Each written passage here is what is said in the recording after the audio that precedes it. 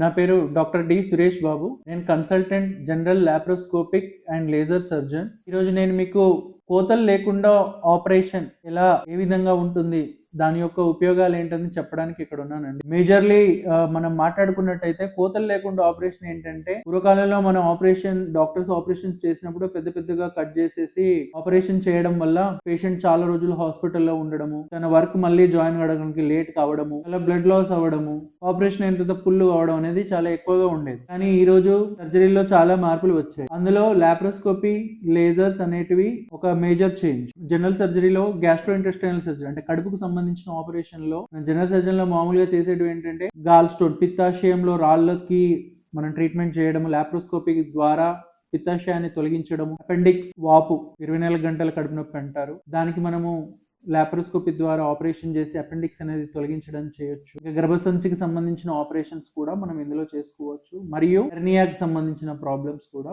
మనము లాప్రోస్కోపీలో చేసుకోవచ్చు. ఎందుకు అంటే నేను ఇంతకుముందే చెప్పడం జరిగింది, మినిమల్ యాక్సెసివ్ సర్జరీ, లాప్రోస్కోపిక్ సర్జరీస్ చేయడం వల్ల పేషెంట్ కి బ్లడ్ లాస్ తక్కువ ఉంటుంది, పెయిన్ తక్కువ ఉంటుంది, తొందరగా డిశ్చార్జ్ అవుతారు. సో దీనివల్ల ఫైనాన్షియల్ కూడా పేషెంట్ ఎఫెక్ట్ కాడు. అండ్ మనం లేజర్స్ ఎప్పుడు